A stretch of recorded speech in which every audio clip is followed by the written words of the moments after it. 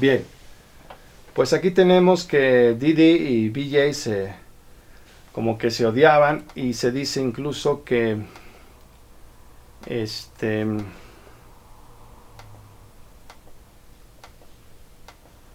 se dice que hay una versión ahí medio oscura que BJ atropelló a Didi Palmer y pues que por eso falleció tiempo después, ¿no? Hay unos historiadores de la quiropráctica que mencionan eso, ¿no? Es algo, uno de los episodios más negros, ¿no? Estos son pioneros de escuelas de la quiropráctica. Aquí está Howard, que fue un brillante quiropráctico, fundó The National School of Chiropractic en 1906. Rutledge, que también fue un quiropráctico brillante. Los Angeles College of Chiropractic, pero todos siguieron al palmerismo, todos ellos. Charles Cale, aquí está fundando Los Angeles College of Chiropractic junto con y Willard Carver fundó su primera escuela en Oklahoma en 1906. Este hombre fue un científico, fue uno de los discípulos primarios de Palmer, y él sí sabía anatomía, él sí sabía fisiología, él sí sabía biomecánica, sí sabía neurología, y escribió libros de técnicas de quiropráctica. Y fue muy influyente durante décadas en la historia de la profesión. Muy, muy influyente. Yo te puedo decir que su influencia se extendió durante más de medio siglo. Pero como se enseñaba como catecismo el palmerismo, pues estuvo opacado por las figuras mesiánicas y todopoderosas y sacrosantas de Didi y BJ, ¿no? Esto era el sueño de todo huesero. Llega a ser quiropráctico, 20 lesiones gratis, ¿no? Se anunciaba ahí en el periódico. Y volvamos al tema de 1895, si realmente fue el 18 de septiembre de 1895. En enero de 1897 se publicó en el periódico llamado The Chiropractor un testimonio de Harvey Lillard. No obstante, no fue sino hasta diciembre de 1904, 8 años después, que Palmer publicó que dicho ajuste se aplicó el 18 de septiembre de 1895. Esto ya lo comenté. Pero fíjate lo poco creíble de las historietas, los cuentos de hadas contados por Palmer, ¿no? Dijo Palmer: tuve un caso de problemas del corazón que no mostraba mejoría. Examiné la columna y encontré una vértebra desplazada que presionaba un nervio que inervaba al corazón. Ajusté tal vértebra y logré una mejora inmediata. Como dice la chilindrina, fíjate. Un problema en el corazón que no dice ningún diagnóstico. Encontré una vértebra desplazada que presionaba un nervio que inervaba el corazón. Ajusté tal vértebra y logré una mejora inmediata. No me cuentes una de vaqueros. ¿Qué diría de esto un cardiólogo en nuestros días? A ver, Didi Palmer, resucita y explícale esto a un cardiólogo en nuestros días. Ahí está. Tan inverosímil es esto como lo de Harvey Lillard.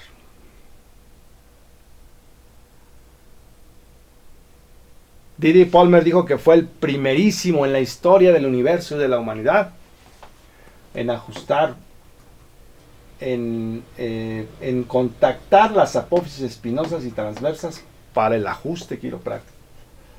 Pero este historiador Wardwell afirma que el cirujano británico Liddell describe una técnica manipulativa de un tal Harrison en que se retaba la vértebra mediante presionar las apófisis espinosas o transversas a una posición más adecuada. Nota la propaganda de Didi Palmer, ¿eh? Aquí está, Chiropractic History. Before the Palmers, Annual Review of Chiropractors and Antecedents. O sea, Palmer se llamó inventor de todo, ¿no?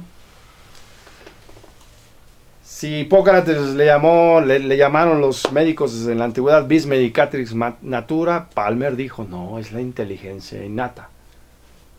Si antes se hacían llamar homosexuales, Palmer dijo, no, no se llaman homosexuales, se llaman gay. Y yo yo acuñé el término, ¿verdad? Si antes ya existían las montañas, D.D. Palmer dijo, no se llaman montañas, se llaman cerros, y yo fui el primero en darme cuenta. Es más, se llaman cerros y también se llaman colinas. Esa fue la política de Palmer, ¿no? Oye, Palmer, ¿estás aplicando osteopatía sin licencia? No, yo no estoy aplicando osteopatía sin licencia, porque el osteópata libera la arteria y la irrigación sanguínea, pero yo, como soy quiropráctico, libero el nervio. ¿Sí? Entonces, aquí están las incongruencias de los argumentos de Palmer, pero los historiadores de la quiropráctica le creen al pie de la letra a Palmer, ¿no? Fue D.D. el primero en contactar las apófisis espinosas y las transversas para ajustar. Otra vez Pierre-Louis Gaucher, el que ya te mencioné, al que le rindo un homenaje, afirma también que el tratamiento de un tal Barner para la escoliosis implicaba utilizar la apófisis espinosa como palanca y corregirla con los dedos. En la Grecia antigua, Hipócrates aconsejaba emplear las espinas o acanta, los palitos o acantilados, las espinosas, para corregir una subluxación vertebral parárfrema, que hoy llamamos subluxación quirúrgica o ortopédica, sujetándola con las palmas de las manos. No hay nada nuevo bajo el sol. ¿Sí? Bueno, pues aquí está ya ahora sí el fin de esta serie. Podemos hablar mucho más de la historia de la quiropráctica. Por supuesto que hay muchos más elementos. Esto nada más es como una introducción general. Y sería bueno seguir hablando, ¿sí? Cómo se originó el término subluxación. Ya después te voy a hablar de eso. El término subluxación se originó en el antiguo Egipto. Se llamaba Awenek o Sejem. Y se utilizaba para referirse a una verdadera subluxación, no a algo menor que una luxación. Pero también se usaba a veces para referirse a un esguince o a una torcedura o incluso a una fractura. En el papiro Edwin Smith, que habla con jeroglíficos de la medicina egipcia. En Grecia se utilizó como parálaxan y parárfresan. De ahí los latinos lo tradujeron como luxación y subluxación.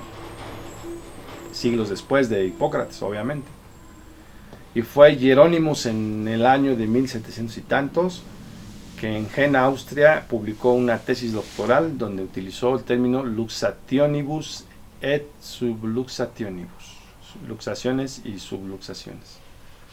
Y varios médicos emplearon ese término y también varios hueseros, pero siempre se refirieron a algo menor que una luxación en el campo de la traumatología, ¿sí?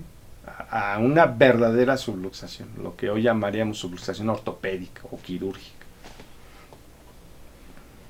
Entonces, de ahí pasa a, o sea, el concepto de subluxación tiene una historia de milenios, de siglos, ¿no? Y siempre significó algo menos que una luxación. La palabra sub significa algo menor, ¿sí? Entonces de ese tema hablaré después en otra serie cuando tengan tiempo de confeccionarla, y te darás cuenta que el concepto de subluxación no debe existir en la quiropráctica, que ya varios quiroprácticos lo han querido quitar, que es un término incorrecto, así como el término complejo de subluxación vertebral, que es más complejo y es mucho mejor que el concepto palmeriano, pero mientras contenga el término subluxación es incorrecto, porque realmente no es una subluxación lo que estamos ajustando, ¿sí? Entonces el concepto, el el modelo teórico de complejo de subluxación vertebral es pero muy superior al concepto simplista, tosco y burdo de los Palmer. Sin embargo, sigue conservando esa teosofía, obviamente ya laicizada, ya diluida, pero el sustrato sigue siendo el mismo, ¿sí? Ese mesmerismo. Entonces ya con términos más sofisticados, científicos, pero el principio fundamental es el mismo. Y además de que el concepto de complejo de subluxaciones vertebrales tautológico, porque te dice que hay kinesiopatología, miofisiopatología, neurofisiopatología, ¿no? Histofisiopatología. O sea, es tautológico porque pues, por la columna vertebral ahí van y vienen la mayoría de los músculos, ahí discurre la médula espinal, salen todos los nervios motores sensitivos, aferentes y eferentes, está rodeada de tejido conectivo, los mismos discos intervertebrales son tejido conectivo, ¿no? Y entonces es tautológica porque o sea, cualquier alteración pues va a provocar modificaciones en todo eso, es obvio, es un concepto tautológico, ya lo han señalado también varios quiroprácticos, ¿sí? Entonces, tanto el concepto de subluxación como el de subluxación, complejo de subluxación vertebral, están limitados. Pero eso no es el tema ahorita. Ya después de eso hablaré. Aquí le dejamos con la historia de los orígenes históricos de la quiropráctica. Te presenté pruebas bibliográficas, está documentado. Hay muchísima más prueba bibliográfica de todo esto, pero yo escogí lo más representativo. Pues espero te haya gustado, te mando un abrazo y estamos en contacto. Hasta pronto.